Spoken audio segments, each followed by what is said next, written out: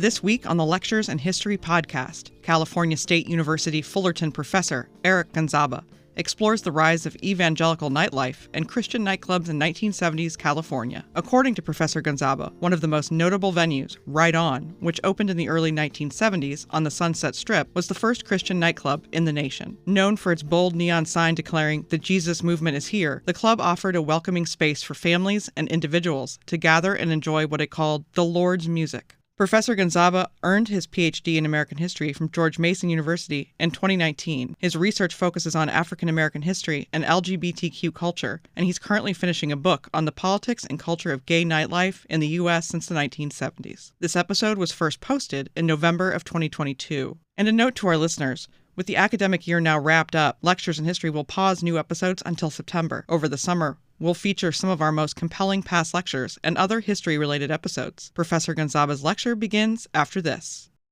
Thank you all. Hello, everyone. Hello to my class. Hello to the American Studies Department here at Cal State Fullerton. Hello to Mom and Dad if they're watching at home. I love you very much. I am honored to get to speak here today to my American Nightlife students. And also, this event is doubling as the Fall 2022 Grad Faculty Colloquium in the American Studies Department here at Cal State Fullerton. It's a tradition here in the American Studies Department for faculty to talk about some of their present research and to talk about some of the research strategies that we have, perhaps some of our research foibles as well.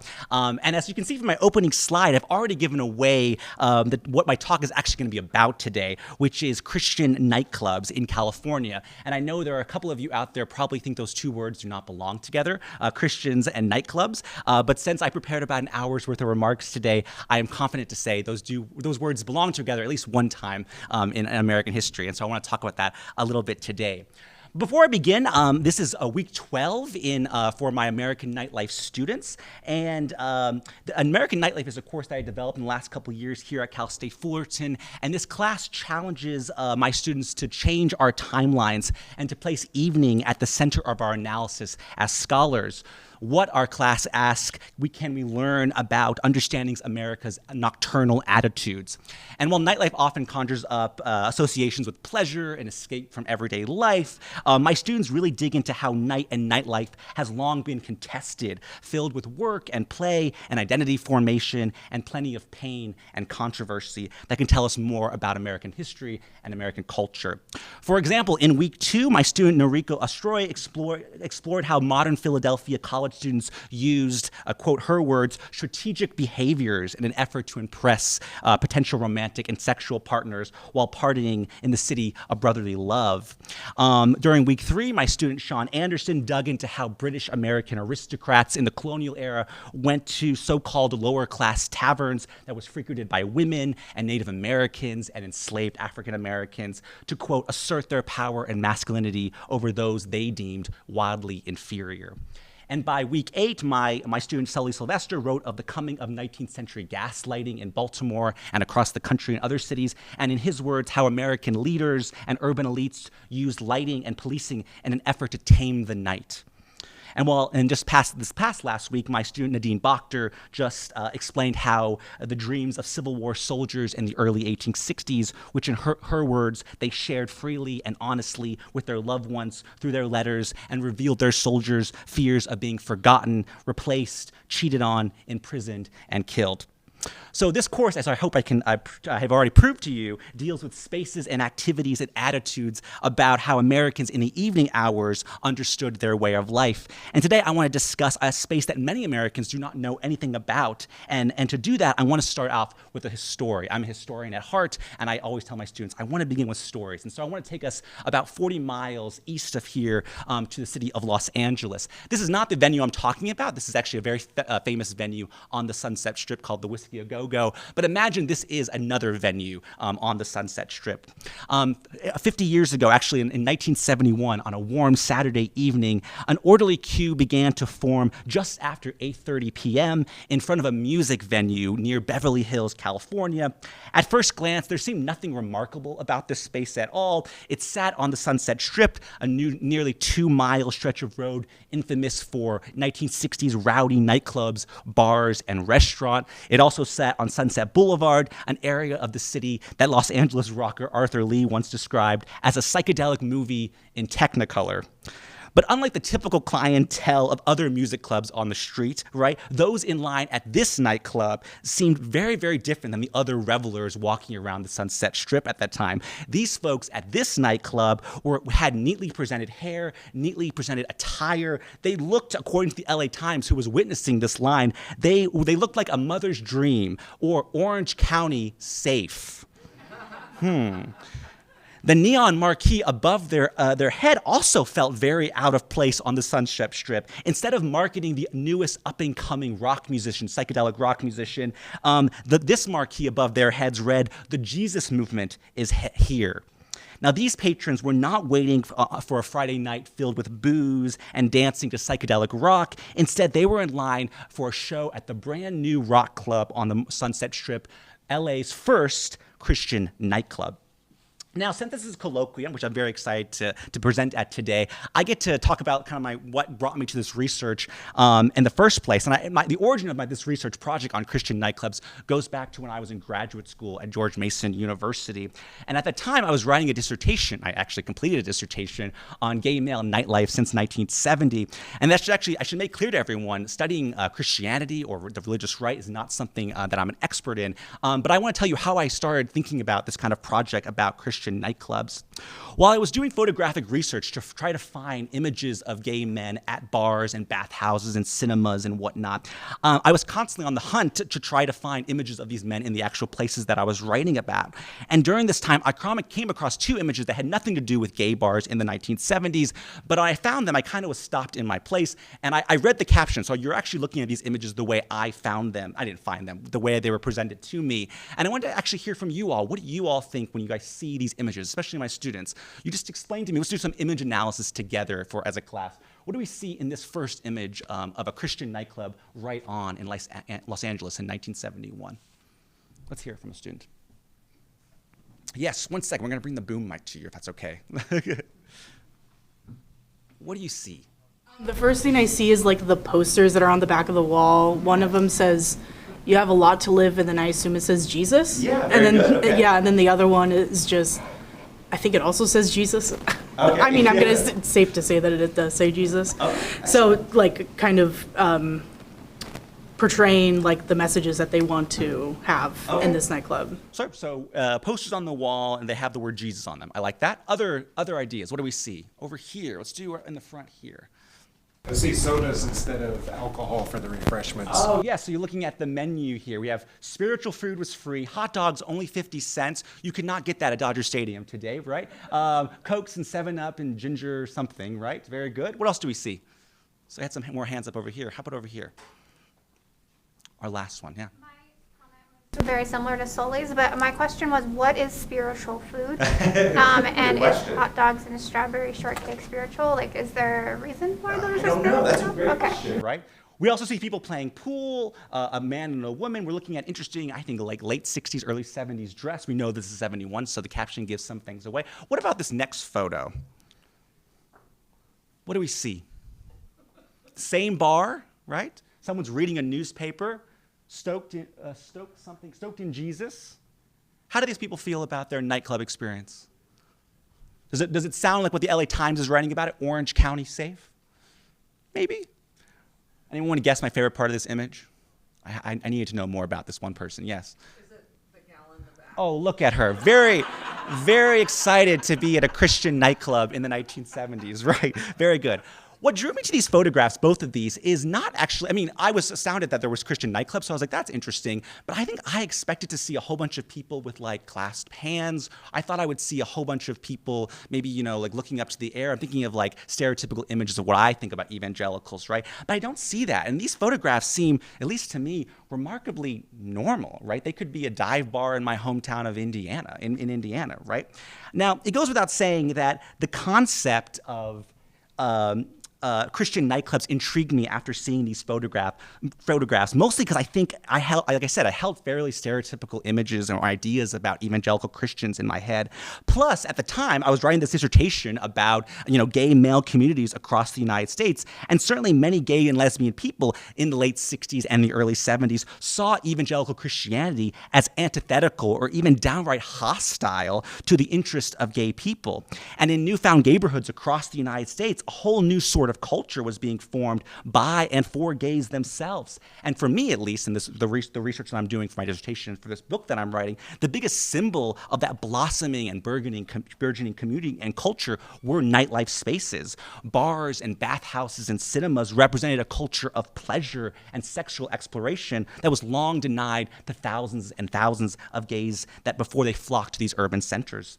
All this is to say, I thought this was super strange looking at these images, right? It was at the exact same time that the gay liberation movement was really taking hold in cities across the United States, in San Francisco, in New York, in Houston, and Chicago, best symbolized by the increasing number of gay bars across the United States. So too was another social movement rising, one that often seemed in direct opposition to gay freedom, and that was evangelical Christianity and later the Christian right? And this movement too was at least showing some evidence of using nightlife as a way of projecting its message.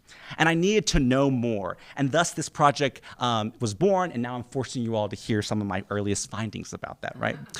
So today I want to talk about how beginning in the early 1970s, entrepreneurs in California and across the nation began opening up Christian nightclubs. In my early research, I dive into church newsletters and directories, mainstream news articles, phone books, college newspapers, and photographs and identify 7 different Christian nightclubs here in California that form the focus of my analysis today. These nightclubs were located in Los Angeles, in Long Beach, Newport Beach, Orange, and a few in Northern California as well. Now, those that started California's Christian nightclubs, I call them entrepreneurs in my analysis today, hope to not just profit off an emerging Christian marketplace, but also to reclaim a secular space as well, here deviant nightlife spaces, and they wanted to transform them into clean venues. This is their words, clean venues, spaces to find joy and have fun in the company of fellow followers of Christ. And these entrepreneurs also believe that these Christian nightclubs could be helpful sites of evangelism. If non-Christians could not be reached from a traditional house of worship on Sunday mornings, they theorized that evening music venues could help bring them to the Christian flock. And so Christian nightclubs may seem like just another extension of Christian Americans hoping to create religious versions of secular entertainment, right? Similar to Christian theme parks or music festivals or museums or summer camps, right? However, I want to argue today that Christian entrepreneurs believe that nightclubs could also serve a special function that's a little bit different than other Christianized spaces. Nightclubs, they saw, might reach non-Christian teenagers and especially adults who found other Christian spaces as too stuffy or too evangelistic or too churchy.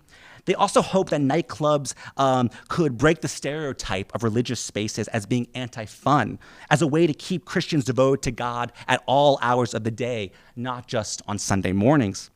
And these new religious nightclubs were special to so many Christians, I argue today, precisely because they were not churches, and very few of them were ever directly affiliated with churches. Christian nightlife owners reasoned that their clubs and their secular feel of these clubs, often with incredible dance floors, state-of-the-art sound and lighting systems, might make Christians seem hip and cool for the first time, they reasoned. And finally, these Christian nightclubs were experiments in how Christians might envision evening pleasure. It was inside evangelical bars where Christians could explore the meaning of friendship, of leisure, and romance in a Christian context and build an evening community without drugs and alcohol. But I want to give some context before I jump into these awesome bars that I've been researching of late. So first, some context about the period that lead up to the 1970s. And I really want to argue the 1970s is pivotal to why Christian nightclubs at least start beginning in the 1970s. So the birth of the Christian nightclub begins in the 70s, and it coincides to a period that many scholars call the Third Great Awakening, where historian Edward Berkowitz says people are finding God in record numbers and in odd places. I don't think Berkowitz is even thinking about nightclubs when he's saying that. that. Now, I want to point out this third Great Awakening that's happening in the beginning in the 1970s is not even across all denominations in the United States. So-called liberal Protestant denominations like Methodists and Presbyterians and Episcopalians, they actually see a decline in membership rolls in the post-Second World War period. We're talking about 20 to 30% decline in these denominations.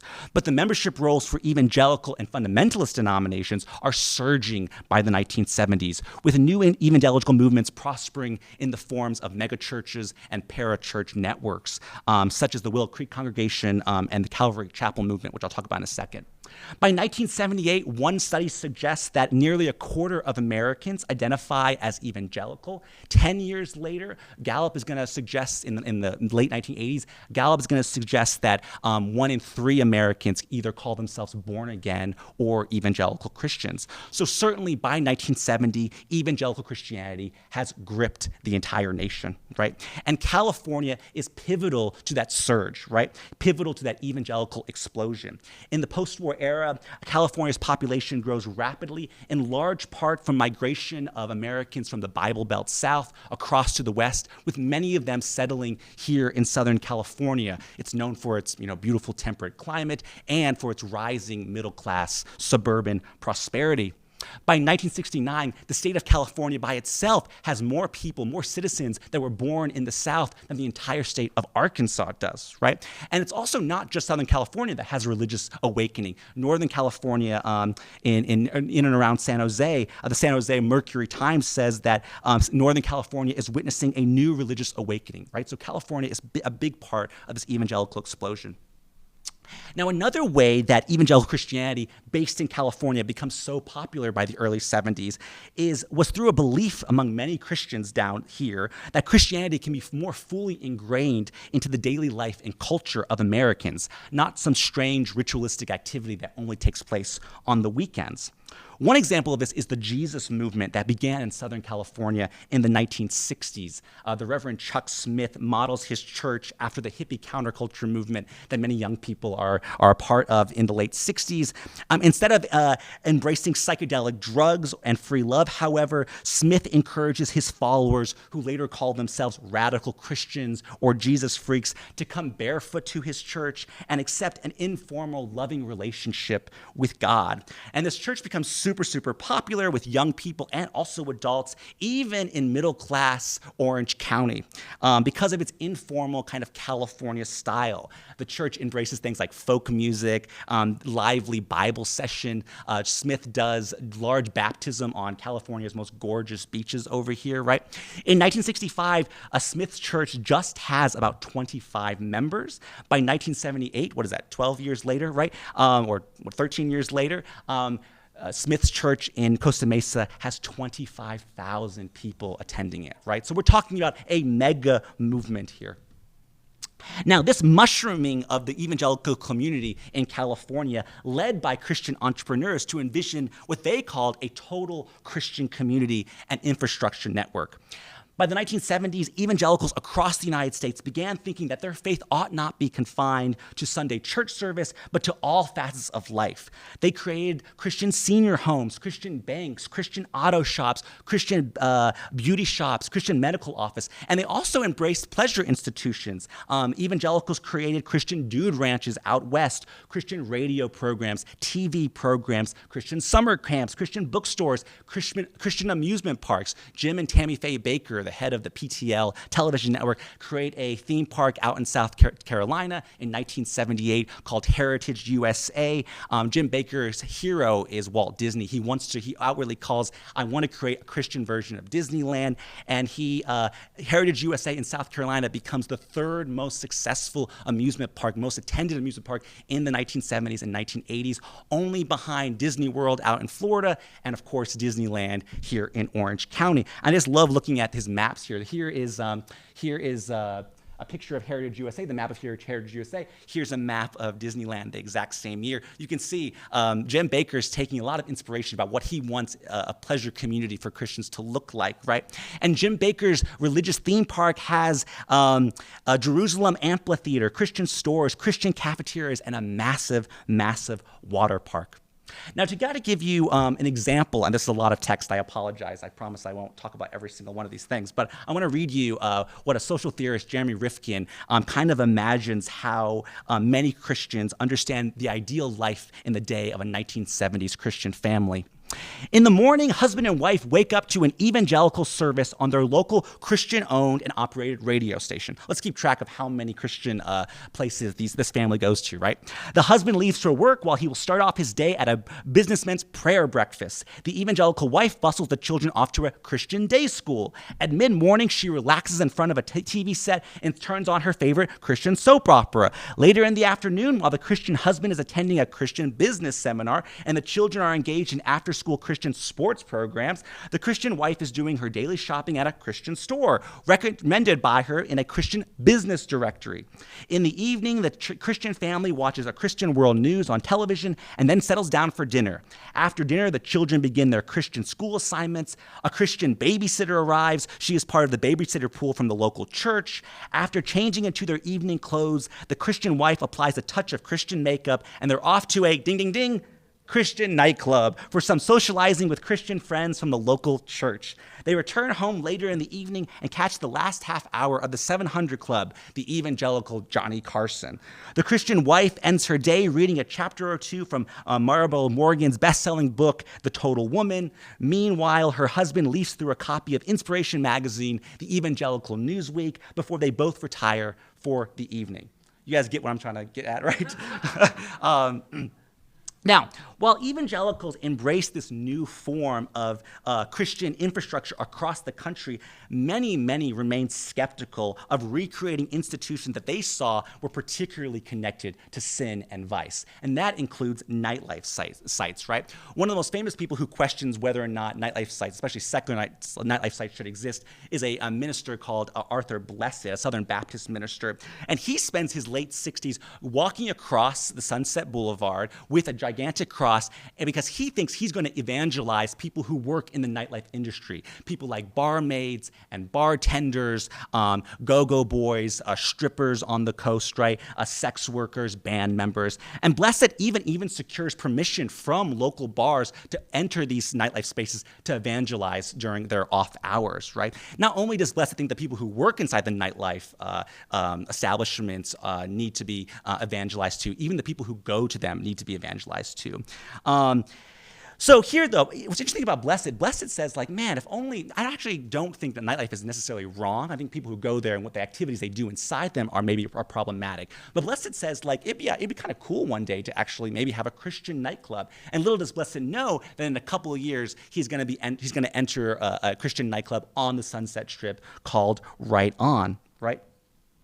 Now, Christian entrepreneurs had no idea if their experiments creating Christian nightclubs would actually work. But with so many other evangelical businessmen remaking formerly secular daytime spaces, they felt that like nightclubs might offer another route to reimagine a Christian fellowship at night. But I still want to point out that many people are really skeptical of this. Remember, Arthur Blessed is telling people, don't drop acid in the Sunset Strip, drop Matthew, Mark, Luke, and John. Jesus is the everlasting high, right? And even into the 1980s, after many of these nightclubs, Christian nightclubs, have come and gone, there are still Christians, prominent evangelical Christians, who fear secular nightlife. One of those people is Jim Baker, who will start the PTL network, the one who starts Heritage USA, that theme park. In the middle of the 1980s, he's going to raise money to build what he calls a partner center at Heritage USA. And he tells people that this partner center is going to be able to evangelize at all hours of the day. People who are coming to Heritage USA and they wake up at 2 in the morning and they're tempted by drugs, they're tempted by alcohol, they're tempted by sex, they're going to be able to come and pray at all hours of the day. Because he says there's plenty of entertainment for secular people to do that. Let's watch his campaign to raise money a little bit for this partner center and see what he says about secular nightlife. Give me 1 second. Meeting rooms there for individual meetings and workshops, and then right in behind that will be a new 5,000-seat auditorium to be able to minister to the people that have come to Heritage USA. We're always out of space, but we believe this is going to take the greatest step forward to give us space. You know, to fulfill this scripture, to gather together, the devil has really done more for fellowship for his crowd than God's people have done for God's people to fellowship together. The enemy has built a fellowship hall in big cities on every corner called a bar. In the middle of the night, you can go down and find a bartender to talk to you. But how many churches are open in the middle of the night? How many Christian centers are open in the middle of the night? You know. But the bars are there. The devil has places all over. He has gambling casinos. He has nightclubs, theaters, places for the world to fellowship. God says, I want my people to come together. And we've been intimidated by the world. The world says, stay in your churches. Don't come out. And God says, I want you to come out and get together. I want you to love one another. I want you to get on fire for me in the last days. Okay, but that's Baker's understanding, right? But many people, including Christian entrepreneurs, are going to try to reach people at night by using a mechanism that secular people are gathering at night, which are nightclubs, right? But as Baker's warning tells us, religious nightclub owners that wanted to Christianize nightlife spaces had to find a balance of both promoting Christian fellowship on one hand, while also keeping nightlife space principally as a site of fun and leisure, aka have a fun bar space, but keep it Christian, keep it clean, right? Now, in the next couple, maybe 30 minutes or so, I want to kind of give you kind of a how-to guide to build a Christian nightclub, right? And I want us to figure out, how did these Christian businessmen actually start Christian nightclubs? And I want to look at the way what evangelical nightlife spaces can tell us more about the desire for that total Christian community, that total Christian nightclub experience.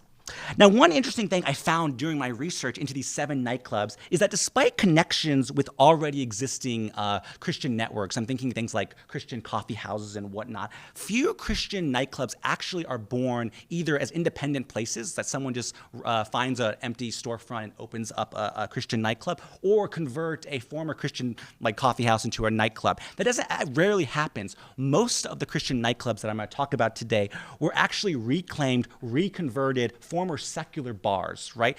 Bars that used to serve alcohol, that had smoking, that had, scantily clad women occasionally, which we're going to see in a second. And that was actually the point of these spaces. One of the ways for Christian businessmen to actually show that their place is fun and hip is taking over a formerly secular nightlife spot. As one of the nightclub owners that I talk about here, not one of the nightclub owners, one of the people who used to tour nightclubs said, like born-again Christians, the nightclubs that I go to, these Christian nightclubs, have undergone a conversion experience. For instance, Hal Rupert transforms a former hard rock discotheque space into a Christian nightclub called The Basement in Orange, California in 1976. The next year, Brian McLean is going to convert The Daisy, which is a very, very hip 1960s nightclub, very for ritzy celebrities in the 1960s. You can see here, this is before its conversion on Rodeo Drive. It's a private nightclub. We know this because we have evidence of their membership card showing us that's a private nightclub. He's going to turn this into a Christian nightclub, smack dab in the middle of Rodeo Drive, in the middle of Los Angeles. These are not nightclubs on the corner and the outskirts of the city where people have trouble finding them. You can easily find a Christian nightlife spot. It's pretty prominent in major areas of the country, right? And to be sure, not all Christian nightclubs could afford to rent out places for the entire week, right? Renting was always an option just for certain days of the week. For instance, Jason Ross leased out a dive bar, a pretty famous dive bar now, but he leased this out in 1986, a place called Maverick's Flat Grill, and he rented it out for Friday, Saturday, and Sunday nights, and he called this new bar Praises. And unlike the gritty saloon atmosphere that was common at the tavern Monday through Thursday, Monday through Friday. On the weekend, Praises was free as what he said, choking smoke, sultry fashions, and the slurred speech common at secular bars. But for me, the most interesting of these converted spots is not just a normal tavern, it is strip clubs, right? Just how committed are Christians to nightclub owners to the idea of Christianizing secular spaces? Well, let me just say, even strip clubs were not out of the question. Now, I know the far left images of Texas, but it's one of the earlier nightclubs in here. I just think it's so interesting that San Antonio Christians convert a former burlesque house into the Green Gate Club, a Christian nightclub that used to, before its conversion, show nightly strip shows and burlesque acts before it converted in 1971. Now, right on, the very, very first nightclub we talked about was formerly a go-go bar, and it called itself a strip palace in the 1960s, even welcoming famous burlesque stars like the Anatomic Bomb Lily Sashir to perform before its Christian conversion. And when the Central Park Disco opened in Merced in Northern California, I don't have to tell you that it didn't originally open up as a Christian nightclub, because its most popular entertainment were male go-go boys who danced over hundreds of revelers on their many dance floors. Open displays of sexual pleasure, of course, were certainly not acceptable at Christian nightclubs. C-SPAN's Lectures in History podcast continues in a moment. Now back to C-SPAN's Lectures in History podcast. But I wanted to return to the 1970s and talk about why the 1970s is so important here. The 1970s is so important to the rise of Christian nightclubs because it is the disco era, the rise of the disco era. Now, the nation in the 1970s, in fact, the world in the 1970s, succumbed to what we know as disco fever. Here's a cover of Newsweek in 1971, an image of Donna Summer proclaiming that disco takes over, right? And though prominent disco clubs in major cities like in New York City and in Studio 54 often become synonymous with drugs and sex and other things like that, disco actually was a diverse genre. Many, many people enjoyed disco music. I know we know there's a backlash to disco by the late 70s and early 80s, but at first, most people think that it's one of those genres that can unite Americans across age lines, across gender lines, across racial lines. As the Billboard writer Bill Wardlow notes, there were in the 70s teen discos, even kiddie discos with soft drinks, even senior citizen discos, he says. The music, according to the Billboard magazine, didn't divide parents and children as previous popular music did. Now, disco music helped usher in folks into Christian nightclubs, especially since some Christian owners spent extravagant amounts of money investing into dance floors, sound systems, and of course, lighting, right? In 1976, even before disco's rise, the basement in Orange included a glistening parquet dance floor, complete with a revolving disco ball overhead and beautiful ultraviolet lights that shined across a large dancing section that was not uncommon at secular nightclubs. But listen to this. Owner Hal Rupert of the Basement invested $20,000 in his sound system. He'll invest another $35,000 in his sounding lighting system in another Christian nightclub called Noah's Ark in Long Beach in 1976, just as disco is blossoming across the country. Up north, Bob Campbell, when he converts the Central Park Disco in Merced, he likely keeps much of the investments he made in his previous male go-go boy club. 11,000 square feet of dancing space, 24 speakers with state-of-the-art earthquake horns, 32,000 watts of lighting, $60,000 worth of sound equipment. And I really like this. This is Praises Now nightclub about why they spend so much money on these Christian nightclubs. I like this quote where he says, "We wanted to push back against the idea that Christian means styrofoam cups and poor sound and lighting." What do we think he means by this? What do we get from that quote? What does that mean? We want to fight. We're going to spend so much money on these clubs to fight back against the idea that Christian means styrofoam cups. I guess they don't have hydro flasks back then, but what does they mean by that? Yes, over here. I think what he's trying to point out is like this idea that these Christian nightclubs are taking place in like Christian, like a church community center or like the basement, and that Christianity can be cool and elegant and upbeat and keep up with these same nightclubs. So you're not just going to come here and get some kind of like thrown together, church mom's event, but you're actually going to get a full experience like you would in any other nightclub but Christ-centered. 100%, right? Exactly what we're having, right? Even in the 1980s, Christian nightclubs hoped to be seen as hip and cool, right? The fact that a disco was Christian did not mean necessarily that it was had any less quality of sound, any less cool of an experience inside, right? Your dance floor experience could be equal to that at Studio 54, perhaps. Maybe not that cool, but pretty cool, right? Now, what about music? A good question that we all have, right? What sort of tunes are being played at Christian nightclubs, right? I already talked about disco, but even before disco, right? Now, disco music at Christian nightclubs was sometimes live, but more often there was recordings via a jukebox or more likely a DJ being played, right? And nightclub owners admitted that initially in the early 1970s, they had hoped that Christian patrons actually would dance to Christian music, right? But they didn't really have a lot of danceable Christian music in the early 1970s.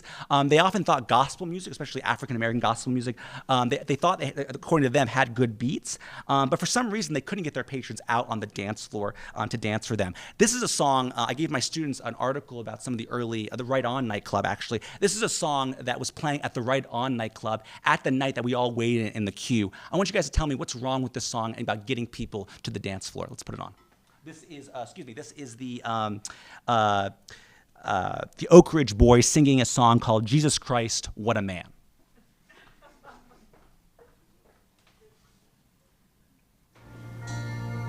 I'm not going to listen to all of it, just a couple of seconds. I've heard all the songs you sing today. There's one thing I don't understand. Why you don't sing more songs about Jesus, my hero, Jesus Christ. There was a man. Sing me some songs about Jesus. Okay, we get it. What's the problem here?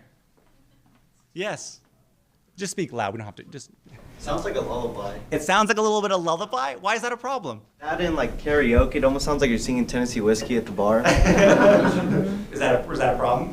To get people to dance, yes. Very good, right? We're not having very lively music here. Perhaps that's why our friend at the beginning of the Right On nightclub is kind of falling asleep in her arm right at the beginning, right? Not the most active music. But by the disco era, we have ways of fixing that. Also, gospel music becomes a lot more disco-y by the late 1970s. This is a song by Betty Griffin, just to give you an example about how Christian music becomes really, really danceable by the 1970s. This is Betty Griffin singing Free Spirit. Tell me how different this is.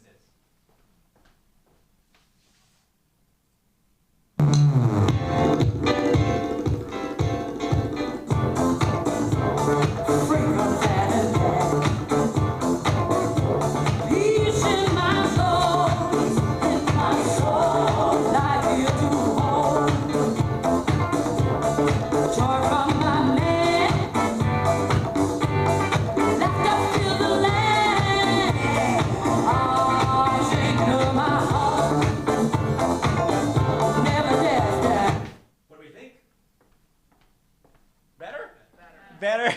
I saw some of you shazamming the song back there. It's okay. It's okay. You'll be able to see it. All right.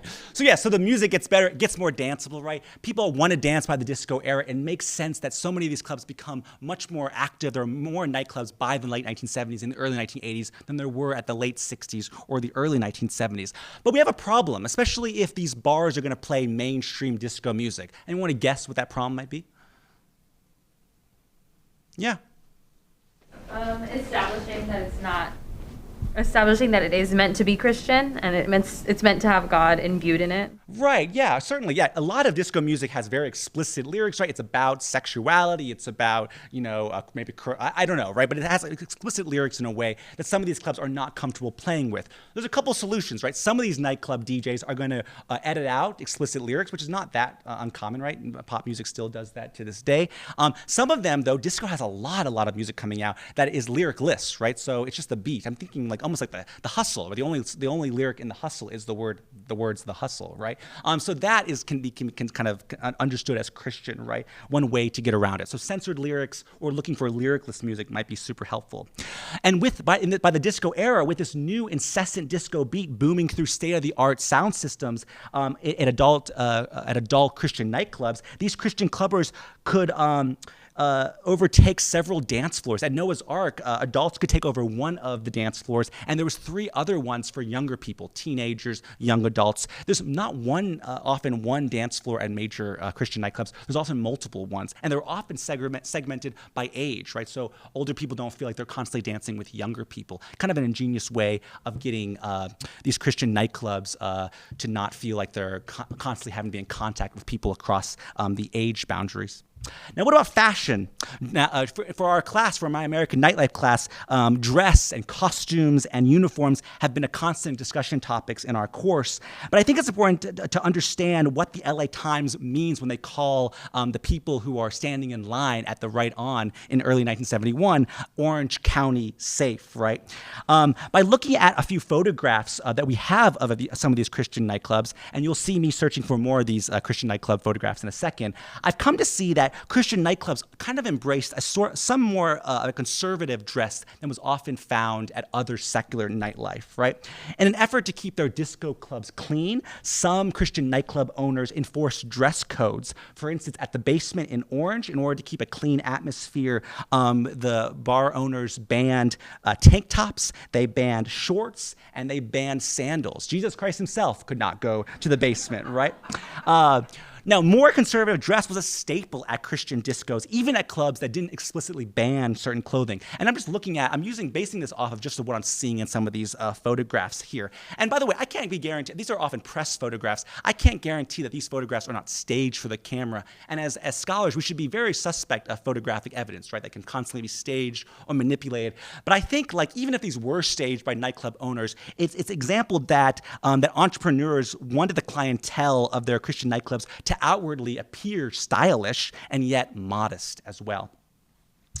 Now, disco represented, there was still a lot of people who did not like that Christians were embracing disco music or disco nightclubs, right? Disco represents to many Christians perversions of secular society, and prominent evangelical leaders often equated disco music and discos themselves with the so-called decline of the American family, oftentimes in the same sentence as them being annoyed with the rise of homosexual culture or rampant abortion, right? For instance, Jerry Falwell in the spring of 1979, in the middle of, by the way, Jerry Falwell was a TV evangelist, but in the middle of Jimmy Carter's re-election campaign, Jerry Falwell comes out on television lambasting Jimmy Carter, but also lists the other things that's wrong with the Carter administration and Carter culture. Homosexuality is wrong, pornography, television comedies, abortion, discos, divorce, and sex education.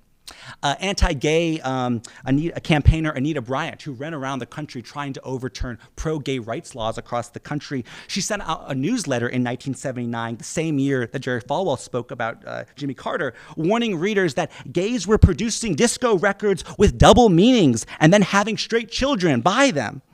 And even disco stars like Donna Summer and Gloria Gaynor, both who will convert to evangelical Christianity later on. Donna Summer is going to come out in the late 1970s and early 80s and urge gays to, quote, change their ways. So the popularity of fundamentalist Christianity surged in the later 20th century United States, even among celebrities of the disco eras. Not only were disco's floors gateways to ungodly activity to these people, but the music they played might be an unnecessary temptation to sin, even if some Christian nightclub owners took time to censor lyrics. Now, Christian California nightclub owners were keenly aware of this controversy. For instance, when Noah's Ark management switched their music from gospel to disco, they found out, according to one of their owners, we found out a lot more of our conservative Christian patrons were turned off. To Santa Ana's Calvary Church leader, Sam Talbert, he says discos are actually worldly institutions. They originate in bars. And so naturally, my reaction to Christian discos is going to be negative, he says, right? But it's not just the music or disco culture that is widely viewed, that irks so many Christians. Any form of dancing was controversial in some fundamentalist circles. In fact, according to some Christian nightclub owners, half of the Christian world doesn't believe in dancing. Most of the reason is culturally induced and not from the Bible. But we believe the Bible is full of dancing.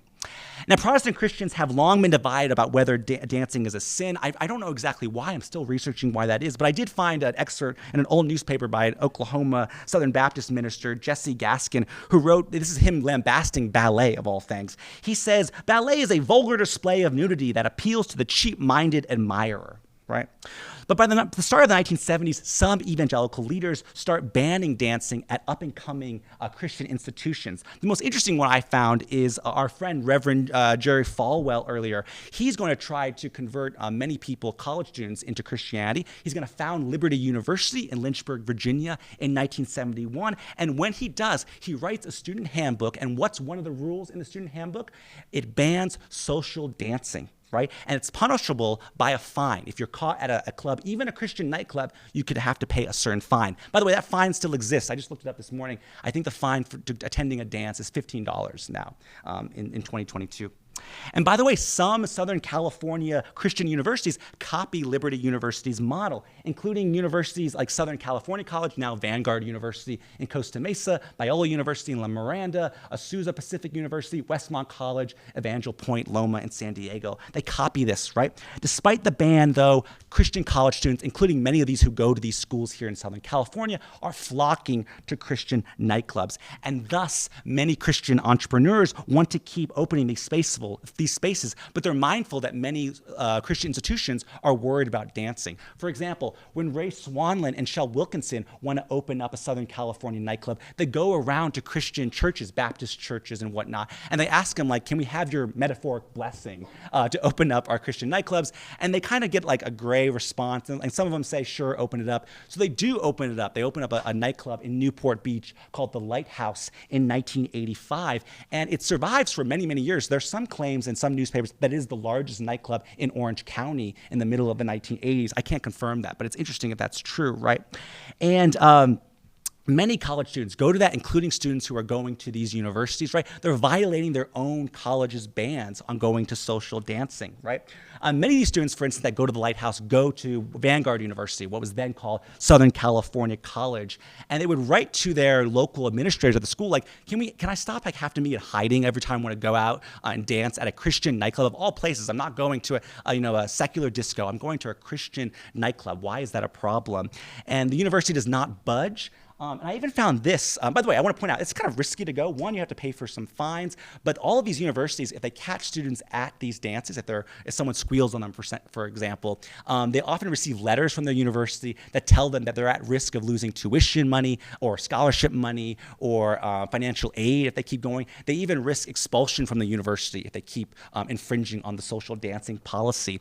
And many students are upset. They're writing to the local newspapers how silly this is. And so I wanted to actually get the student reaction to this dancing ban. And so luckily, many of these universities have full runs of their student newspapers digitized online. And so I went and looked up Southern California College's reaction to students going to social dances at the Christian nightclub, the Lighthouse. And I actually found at a student newspaper a campus security blotter that kind of stopped me in my tracks. And I want you guys to read it with me. Resident directors Chris Ramsey and Diana Priest submitted names of people rounded up at the Lighthouse. 1. Among those hauled away from the Christian nightclub and sent to their rooms were Jerry Stinger, Ron Luna, Todd Robinson, Doug Healy, Steve Sparks, and Dave Woodworth, along with the entire 6th floor of the Women's Tower.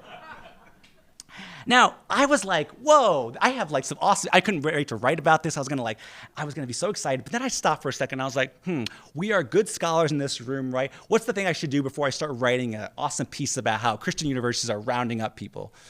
I should probably read other parts of the security blotter, right? So I looked up and down. This is a part of the security blotter on March 27th. 2 male students were reprimanded for a scuffle at the salad bar in the dining commons during lunch. The dispute was over rights to the last dip of house dressing. Campus security verified the reason for the brawl. It was casserole day. Also reported by the cafeteria staff were 5 students, name withheld, who took more than 1 helping of a main course on their first trip through the lunch line. No arrests have been made of date. And then, lest you think this casserole drama is over, 5 persons were arrested by Costa police and turned over to campus security on suspicion of driving under the influence, very serious, right, of dangerous substances. Blood test of the 5 suspects revealing traces of fireman's casserole in their bodies, which was believed to have been the cause of erratic behavior. The driver of the vehicle will not be formally charged until the cafeteria can be absolved of blame. So what is this a classic example of? Satire, very good. Parody here, right? So good thing I did not write a whole Twitter thread about how horrific these colleges and universities were, right? But eventually, these students actually make inroads with their university complaining about the dancing ban. And in 1985, after so many different letters about how there are Christian nightclubs now, we should change this policy, SCC students convinced the board to amend, to qualify point 6 of the Statement of Responsibilities, which is signed by every student before they enter classes on their freshman year. Number 6 of the Statement of Responsibility is social dancing is prohibited, but after the students' activism, what happens to this statement? It turns into social dancing within a non-Christian context is prohibited, finally allowing people to go dance not at the secular discos on the Sunset Strip, but to dance at the Lighthouse, right? Christian clubs. Notice too, the student newspaper announces the win. They often give a coupon as well. If you bring your student ID and the coupon, you get in for free that day, no cover charge that day. I also think the phrasing of the students when they write in about how happy they are, that one of the students writes, I'm finally coming out as a dancer. I just thought that was really funny, right? Anyways, now, only one of the Christian nightclubs currently in my study do I find actually banned dancing, never allowed dancing in its premises. And that was that former celebrity rodeo drive disco, the Daisy. Also, this is proof, this picture of me doing photographic research is just from my chair to prove that I was working during the pandemic, right? But I was looking at UCLA trying to find photographs of Christian nightclubs. I finally find this photograph of the Daisy here. And I want to point out, even though there's no dancing here, which I think is quite odd, I want to point out not all people are angry about it. 14-year-old Cindy Huff, who used to go to the Daisy all the time, says, it's just nice coming to the Daisy and just listening to the words of the music, right? And plus, she says, I can always go to other Christian nightclubs if I really wanted to dance. I like a place where it's not expected for me to dance, right? But what does the Daisy owner have to say about why he doesn't allow dancing in his premise? He says, or at least the manager, he says, dancing would hinder what we do. We feel our job is to get out the gospel. We entertain, but that's not the main emphasis. And that is what's really interesting me. Just how much an emphasis to place on evangelism was something that every Christian nightclub owner had to wrestle with. On one hand, these entrepreneurs wanted to build places of Christian fellowship to help spread what they saw was the loving message of Jesus Christ. But on the other hand, they wanted to compete against secular music clubs and to be seen as hip, right? To them, if Christian nightclubs were nothing more than a church service at night, their venues would not be able to bring in Christian clientele who found church service boring and banal. They also feared that too churchy of a dance club would scare away non-Christians who were drawn to the club not because of its religious undertones, but for its clean atmosphere, aka no booze, no smoking, right? And in the end, these nightclub owners wanted their clubs to be fun, so any sort of evangelism had to be tempered, right? But I want to point out, only a few of California's Christian nightclubs had direct connection to actual churches, but it does not mean that there's no evangelism going on. For example, at the Basement at 10 p.m. on Fridays and Saturdays, the DJ at the Basement would turn off the music just for a few minutes, 3 minutes maybe max, and led a group prayer. And one of the prayers, when the press was there, he asked God to deliver jobs to the unemployed people of Orange County, and he asked God to bring elusive rain to drought-ridden California, right? A very different era, right? After reading a few words of scripture, the music returned, and so did the dancing. And that was the extent of evangelism at the Basement, right? As the Basement owner said, we are not a church. We are not attempting to be a church, but we have many kids who have given their hearts to Christ because of our little 3-minute service, right? 17-year-old Connie Simpson enjoyed the Daisy in Los Angeles precisely because it was not a church. She says, it's more alive and fun than going to a church. Cindy Huff said, at church, I have to be careful what I say because it might hurt the old people, the young people, the children. Here at this nightclub, you don't have to worry about offending anyone because everyone is always smiling, right? Now, while Christian nightclubs often had spaces for praying and counseling, they were often on the sides of these bars or in a back room or maybe outside. They rarely were in the bar area or certainly not in the dance floor area, right? In fact, some Christian nightclubs were made sure not to compete with church or church functions. For example, most of the 7 nightclubs in my study do not allow people to come on Sundays or Wednesdays, right? Wednesday nights, traditional church activity nights.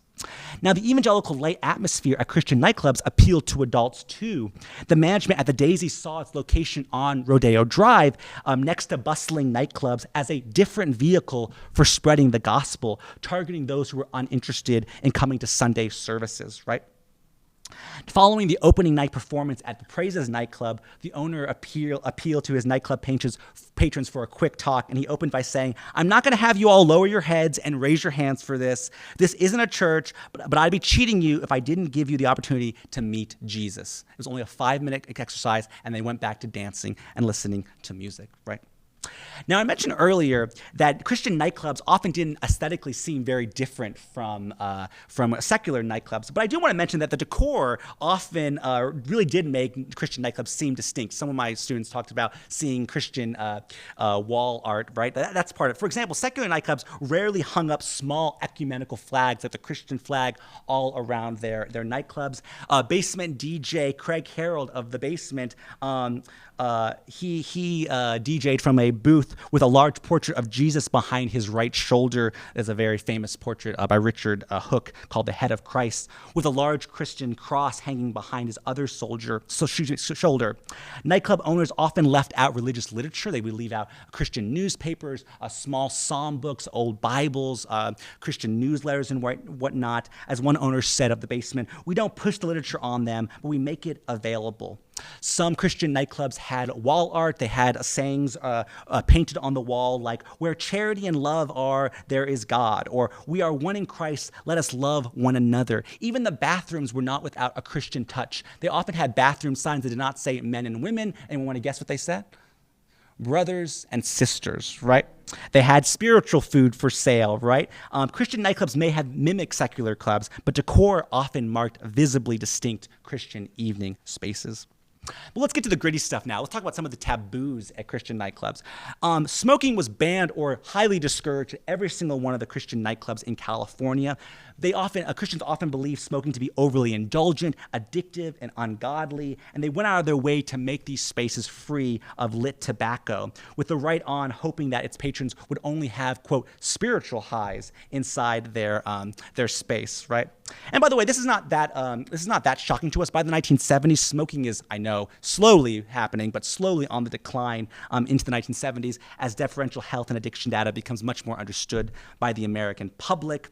But I want to point out, this is a draw for many, especially non-Christians, going to Christian nightclub spaces. As one of the owners of Orange County's Christian nightclub says, probably one of the main drawing cards we have is that we are a smoke-free atmosphere. A lot of people come in here who aren't even Christians just to escape that awful stench of cigarettes, right? Which is by a far cry. In the 1920s, a majority of Americans say cigarette smoke is a pleasing fragrance, right? So a reminder to us that smell is historically contingent, right? But what is the one thing that unites all Christian nightclubs? Anyone want to guess? The one kind of taboo that is completely banned at every Christian nightclub? Alcohol, right? Absolutely no booze, right? That's the most striking difference between secular spaces and Christian bars. There's absolutely no booze here, which would kind of make sense. Protestants are the driving force behind the late 19th century temperance movement. And while many Protestants still drink throughout much of the 20th century, including in this era, a belief that alcohol could lead to unwise decisions and eventually sin leads many evangelicals to embrace teetotalism in the later part of the 20th century. As one Christian nightclub owner tells a newspaper, some Christian young people go dancing at the only places available to them, secular clubs, places where liquor is served. Some of them might even get a little smashed themselves and then go home and have a guilt trip.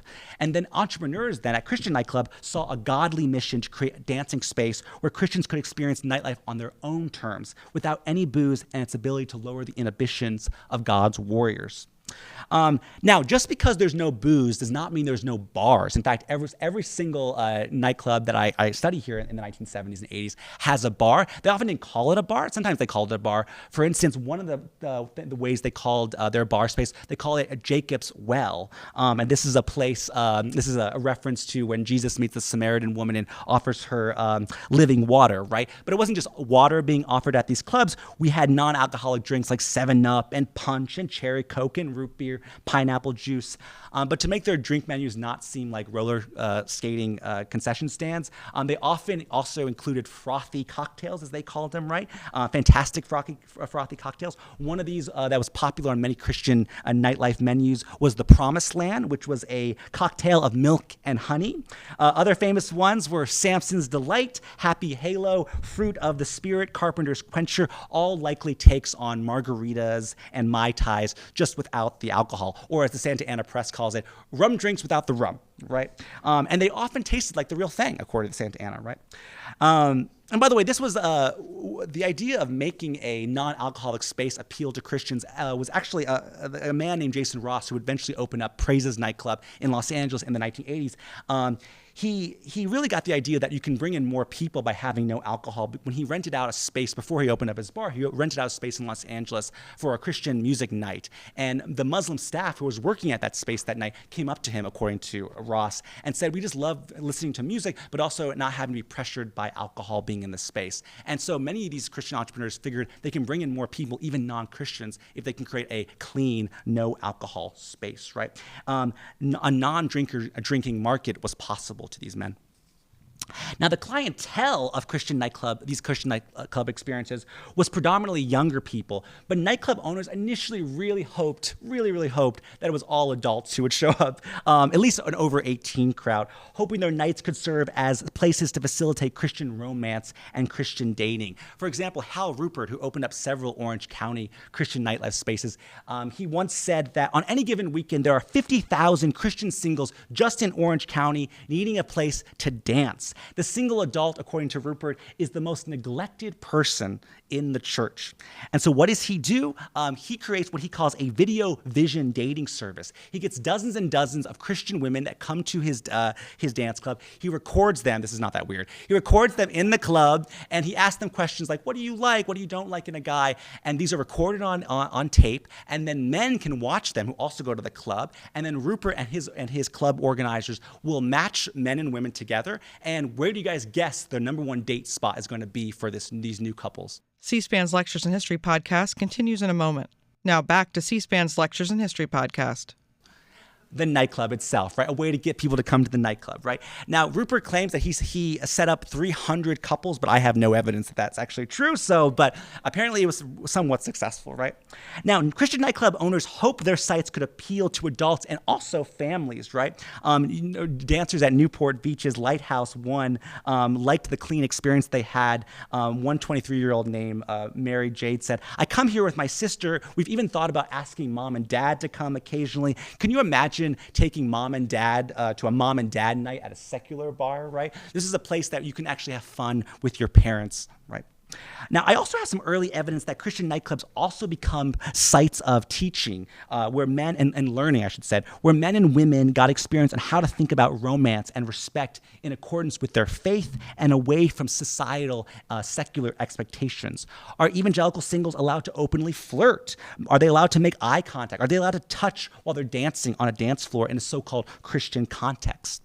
And another major reason why so many evangelical adults want the Christian nightclub scene to succeed is to be able to find romantic partners outside the confines of their individual churches. Sure, there are plenty of fish in the sea at these mega churches that they go to, but there's initially a feeling of promise that Christian nightclubs could expand the scope of Christian social lives. Another way of thinking about this is evangelical adults think that Christian nightclubs can be places where they can make friends outside the church. Sure, with other Christians, a good thing, right? But away from their own church, where they spend so much of their time already, right?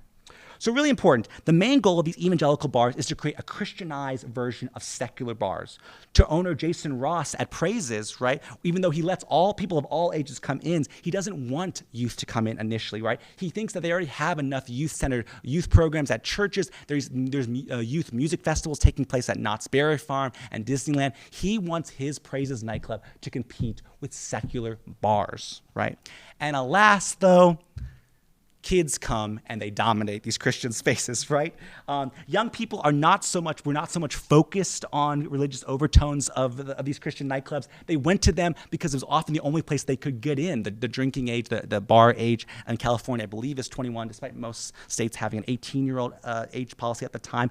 Many of them don't have fake IDs, but it's a place to go dance, a place to hang out outside of your house, which makes sense, right?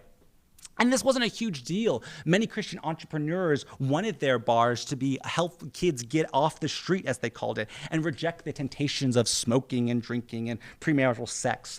Hal Rupert of those OC bars, he once said that his bars, about 20% of them are about teenagers. The rest of them are probably adults or older or younger adults, but only about 20% of our teenagers who have no place to go, he says. Now, teenagers are not the most orderly of patrons. The basement's owner, for instance, laments that teens have taken over the basement. Even though there are separate dance floors for teens and adults, often there would be no adults and teens would just kind of run amok inside his bar. Police reports at the time allege that teens are committing vandalism, public urination, binge drinking, public sex, marijuana use, either around the club or like outside on the parking lot, right? It's teenagers being teenagers, right? And so several bar owners learned from these kind of youth these rowdy teenagers about what not to do when they open up new clubs. For example, Hal Rupert, when he opens up a second nightclub, the Noah's Ark, Noah's Ark, he doesn't allow people to exit without repaying their cover charge. And young people are stingy, right? So they're often not going to leave because he's worried about kids leaving, going to the parking lot, drinking with their friends, having sex in vehicles, smoking pot, and then trying to come back in. This is one way that Rupert's able to keep people out, right? Now, I don't want to suggest that all young people ignore the Christian purpose of and mission of evangelical bars, right? While many teenagers saw Christian nightclubs as an opportunity to be typical teenagers, others really did value the space as a religious space.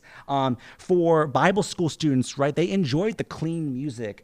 They finally got to find a club they can relate to. Many homeschool Christian kids, it was at these Christian nightclubs were the first time they learned how to dance, disco dance for the first time, right? They got to meet other kids who were going to public schools or religious schools that they did not go to, right? As one youngster said when they went to Right On nightclub, I love this club because it's righteous for people like me who like to go stag. The best part of Lighthouse 1 in Newport Beach, according to 17-year-old Joanne Young, was that you know what to expect here. You don't have to be cautious because you know the other people share your set of values. Pretty precocious young children, right? Young loved not feeling peer pressured about sex or drugs or smoking or booze. She wanted to hang out with her friends clear-headed. And by the way, these nightclubs are also romantic zones for teenagers as well. As one college student who went to the basement all the time said, "I had never seen so many foxes gathered in one place before." 3 14-year-old girls who were interviewed by the OC Register said they liked going because of the positive energy at these nightclubs, the great music, the fun dance floor, but we really go to meet good-looking boys, right? Now, as I'm closing up here, one question that I had about this, because I told you I had all these preconceived notions about Orange County conservatives or Orange County evangelicals. I was questioning how diverse are these bars, right? Are there people of color inside them? What does diversity mean here? Especially because in the early part of my research, I found a book by a theologian named Donald McGavran, who was all books all about how to expand your congregation as an evangelical in the 1970s. And this is what he said: churches have to respect the fact that people like to become Christians without crossing racial, linguistic, or class barriers here, right? What does he mean by that? He's like, it makes sense that most Christian spaces, especially churches, are going to be homogenous. And yet I don't actually see that in these Christian nightclub spaces. The press, when they go to the non-dancing bar, the Daisy on Rodeo Drive, they often talk about the audience of 200 to 300 people being half black, half white. This is the 70s, so it's a racial binary understanding, right? The New York Times calls the Daisy having a variety of ethnic and age groups who attend. And it's not just racial diversity that I'm talking about here. Noah's Ark, for example, creates permanent nights, not one day a month, permanent nights, I think it's every Tuesday night, where it's really geared towards senior citizens. They play 1940s swing music for senior citizens to have fun at Noah's Ark. And Hal Rupert, who starts Noah's Ark, realizes that if he adds a couple of ramps, this is way before the Americans with Disability Acts, he can have a permanent night, he can every single night, but also one day of the week as well, invite people with disabilities to come in and dance on his dance floor. And he makes sure people knows that. He puts ads in the local school press, again, targeting young people too, like CSU LA's newspaper. Come to our place. It is wheelchair accessible before many secular bars are ever going to be wheelchair accessible, right? So at least somewhat commitment to diversity here. As I close here, Christian nightclubs seemed exciting to many folks, especially in the early weeks that they opened. I told you there were lines outside of Right On, the place where we began our lecture today, on their opening year. The Daisy's 300 seats were constantly filled on Friday nights in the late 70s. 1,000 patrons would pack into Noah's Ark from bow to stern, as they called it, on some weekends. In the 1980s, Lighthouse One was probably, according to the press, Orange County's largest dance club. And yet, almost all of these Christian nightclubs, all 7 of these Christian nightclubs in this study, fold relatively quickly. None of the 7 nightclubs discussed today survived more than a few years. Now, most businesses have financial difficulties in their early years, but this was especially true for Christian nightclubs. Why? What could they not rely on to bring in money? Alcohol, right? Booze is the number one thing to bring in money. My Nightlife students already know that. They're nodding their head, right? There's no booze money coming in, so you have to make it up in other ways. You can charge cover charges, which every single nightclub that I study has a cover charge. It's often double the cover charge of secular clubs, trying to make up for lost income, which is why kids are not going to pay the double cover charge to get back in. Some, like the Days, are going to have membership programs, but they don't really take off. You can sell food and drink, but you're not making a lot of money with 50-cent hot dogs, right? Staff is often not as being paid meager wages, if they're making any wage. Often these Christian nightclubs, I told you they're not church affiliated, but they often ask for volunteers to work there on the weekend, right? So they're not able to overcome these financial challenges because they're not making a lot of money. Also, I told you, they're in prime locations. They're in Rodeo Drive. Rodeo Drive is charging the Daisy $10,000 a month for rent, right? So these nightclubs almost seem doomed to fail. Now, before I close, I want to think about a question that was offered to me by my brilliant department colleague, Dr. Allison Konoski, earlier today when I was talking about today's lecture. She asked me, what do I think was lost when these evangelical nightclubs failed to become a permanent part of American nightlife landscape? And it's a fabulous question, and one that I want to explore further as this project develops. But I see this desire to build a Christian nightlife space as a way for evangelicals to validate their lifestyles within secular America. The evangelical explosion in California seemed like it could have floated these Christian nightclubs for a little bit longer, but their inability to survive suggests, at least for a few years, suggests a less than receptive long-term evangelical audience. For one, despite the hopes that these nightclubs might provide entertainment for mostly adult evangelicals, mostly young people turned out, and these young people had thin billfolds, right? These younger crowds likely turned away older single Christians who wanted a more adult space. It's possible, too, that Christian nightclubs could not get over the stigma as sanitized and uncool compared to their secular nightlife alternatives. Yes, there was the temptations of drugs and sex and booze at secular nightclubs, but Christians can easily just say no, as the First Lady was instructing them to do in the 1980s, right? The opening excitement of all these nightclubs eventually dissipates, and so does the patrons. Entrepreneurs hope that these nightclub experiments might bring about a newfound Christian evening pleasure culture. They hope that Christian nightclubs might offer evangelicals an alternative space to enjoy the pleasure of nightlife. Evangelical spots that they can listen to good music, hang with their friends, and dance with one another. And these nightclubs could perhaps keep Christians excited about Christ at all hours of the day, not just on Sunday mornings and Wednesday nights. But in the end, a Christian nightclub scene was not all that viable and certainly was not sustainable. This is why we don't live in a world where Christian nightclubs are everywhere. Even when Christian nightclubs open up in cities like Houston and Dallas and Atlanta and New York, in cities, they're often, the wider press often covers them. They have a major news story. And the reason why the major press covers them is because they're a novelty, right? And they seem to fold within a year. They often don't even make a Yelp because they're only there for a couple of weeks. We should ask ourselves how this affects evangelical culture going forward, because the evangelical mission doesn't end. It just doesn't manifest in a way that Christian nightclub entrepreneurs ultimately hope for. I want to end with the Christian nightclub that we started off in line. in 1971. Following that performance that we all waited in line for, the evangelical crowd all goes home. They go home to their homes in Los Angeles. Many of them go home to West Covina and the suburbs of Orange County.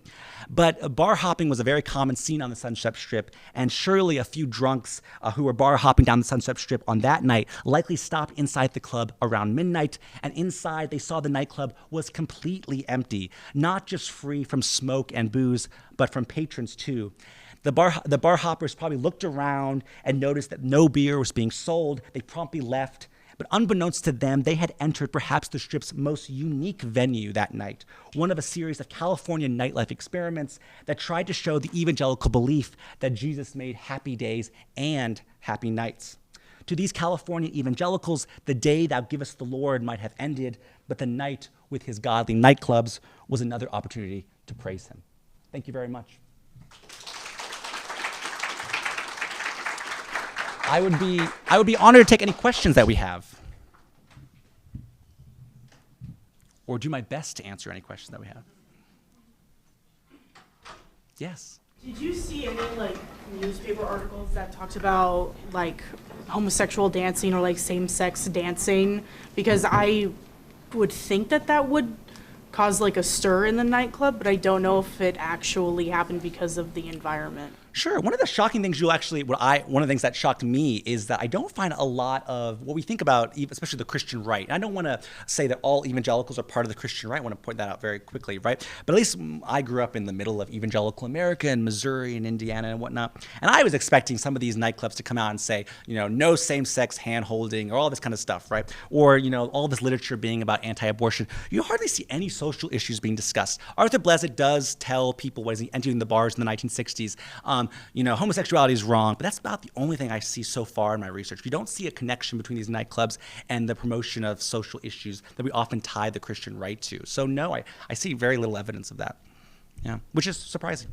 Yeah, Sully.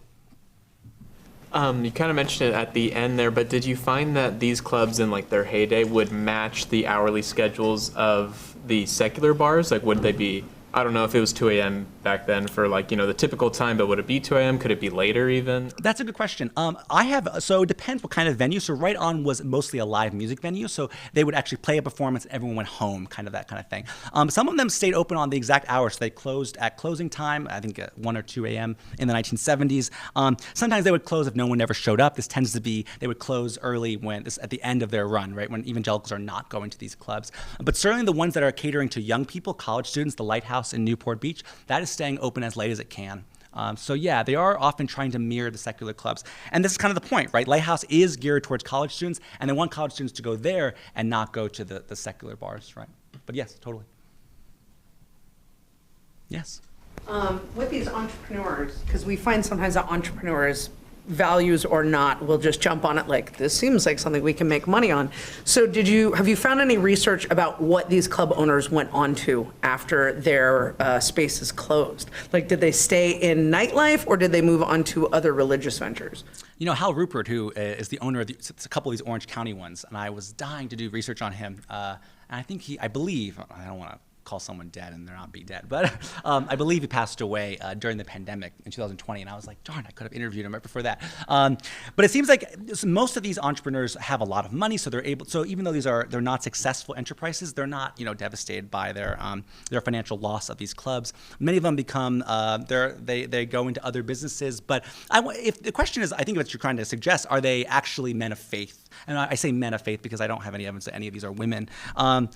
I question that too, and my students all know that capitalism is a driving force of much of the nightlife that we talked about. Even colonial taverns are run by capitalists, right? But I get a sense that these men are actually, they're men of the faith, right? They believe in the message of God. Now, they often disagree with some of the fundamentalists. They disagree with Jerry Falwell. They may disagree with Jim Baker, but they believe in spreading evangelical Christianity because many of them are saved, right? Many of them were going to the bars in their youth and found them to be malicious places, right? So they wanted to share the coming of God, the pleasures of God with the rest of the world and the youth of the world. And so, especially Hal Rupert and some of these other ones in Orange County, I believe them. They believe what they are saying. Yeah. And it's also not bad to make a buck on it sometimes, right? Any other questions? Yes, please, back here. I have a couple quick questions. First of all, wonderful talk. Thank you for sharing this. I really appreciate getting a whole different spin on many different issues here. First, the satirical piece you read about rounding them up. Well, did you find evidence that there were actually people being busted and having to pay the fine? And I think we were just wondering, well, how did that work? Who busted them? Were they ratted out by other people, or was there a monitor who would check the clubs to see if any of the students were out there? I mean, I'm just sort of curious. Sure. That's a great question. So I don't have any evidence that the university is sending spies or anything like that to the lighthouse or something like that.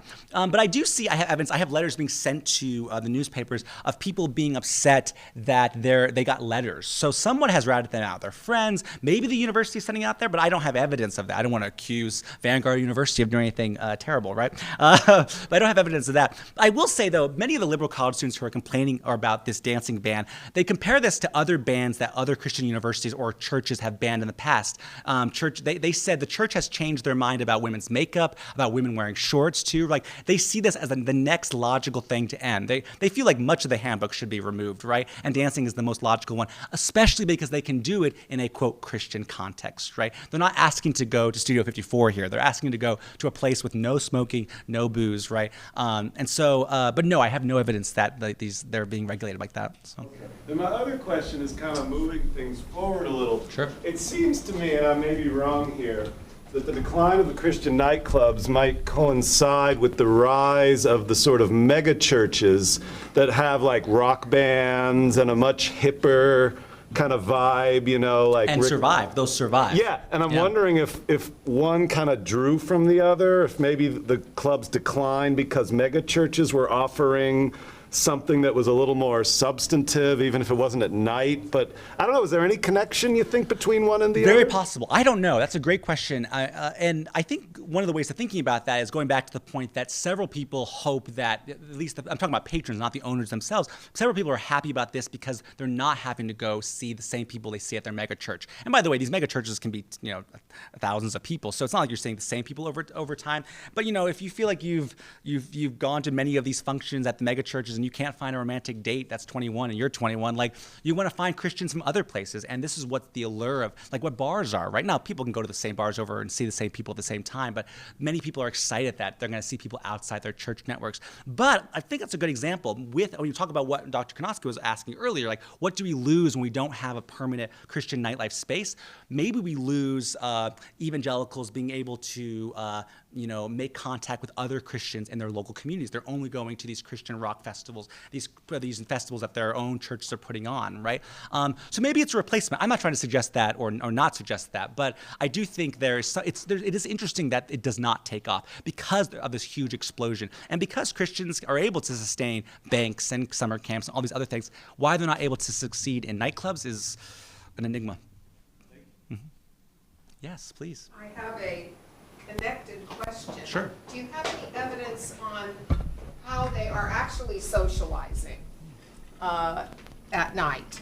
I mean, are they in their dorms? What are the young adults doing, college students and adults? Are they socializing in some spaces outside their family, or is it very family-oriented, in which case this moves against that in some way, and that's why it fails. Oh, that's really interesting. I haven't thought about that. You're talking about within their church, like, are they socializing across, like, age boundaries? No, I'm any space. Oh, in other words, take the three groups, it seems to me, you've looked at: college students, well, you have people before college, but sure. College students, young adults, and then a little older adult. Where are they socializing?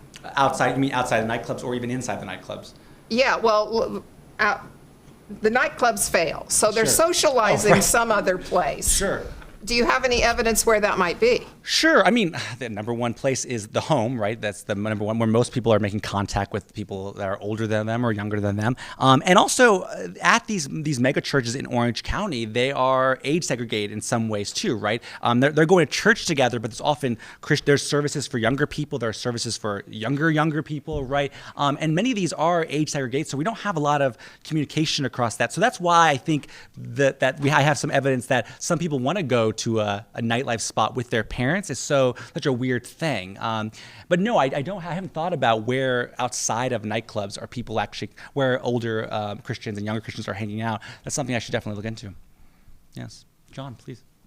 Eric, I'm wondering about who else might have gone to these clubs to meet good-looking guys. Jim Baker is just one reminder that there is an overlap between your studies of queer culture and nightlife culture. Sure.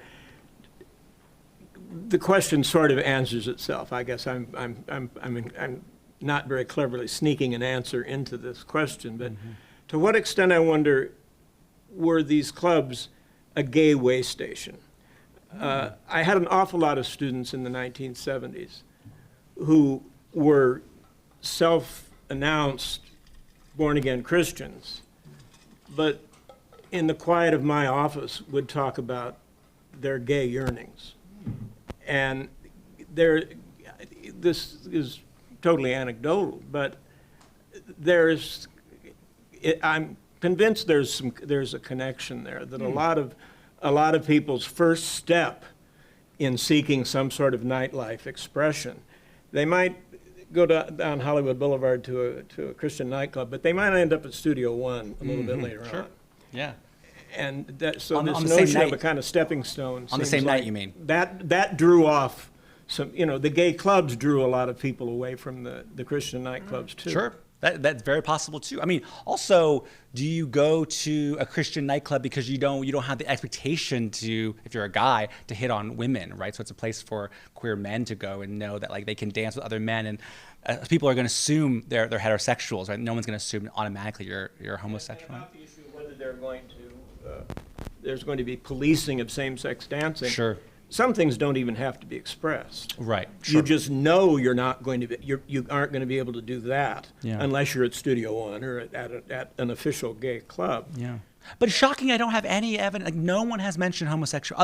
Arthur Blessed talks about, gays are a problem, but not in connection with nightclubs. Like, I'm just shocked I don't have people being like, we're going to, Jerry Falwell is unabashedly, I'm building a university to build God's warriors. I'm going to build a Supreme Court chamber to teach the next generation of lawyers to overturn Roe v. Wade. He succeeds in that effort, right? Why don't I see that in these nightclubs, right? Why don't I say, like, we're going to teach kids how to be proper heterosexuals, or which is weird. It just seems very odd, and I've got to figure that out. Well, I don't think in the 70s it was being recognized yet as it's during the AIDS crisis that people start realizing, gee, there really are queer Americans, aren't there? And they're dying at a rapid rate. That's true. But in the 70s, it was the great, but went to Studio One. There was quite a clientele there, but it was not widely recognized by anybody else. Yeah, that's true.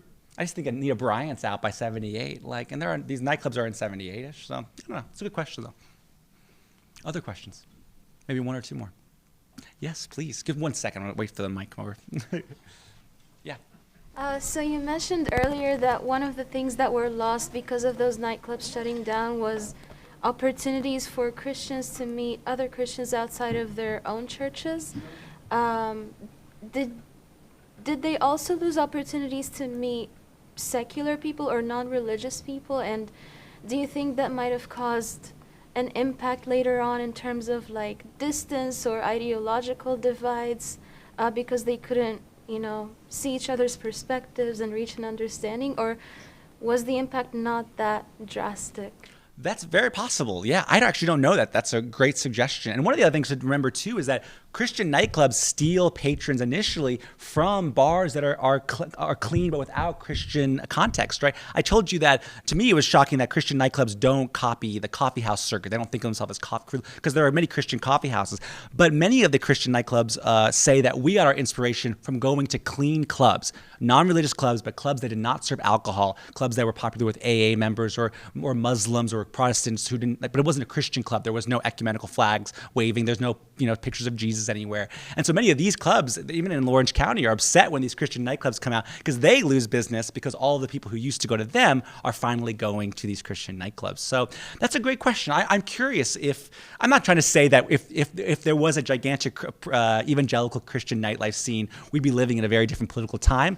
But you do wonder if you limit the ability, it's admirable that, I don't know if it's admirable, but it's interesting to think about what these nightclubs meant for these Christians, right? They're trying to make inroads into these secular communities, and when they're gone, do they lose that ability to make connections with secular people and whatnot? That's a very interesting question. I don't have a great answer for that, but I'll look into it. Well, thank you all very much. Thank you.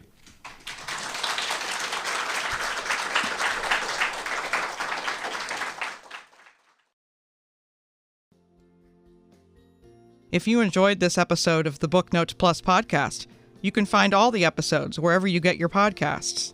Lectures in History will be back next week.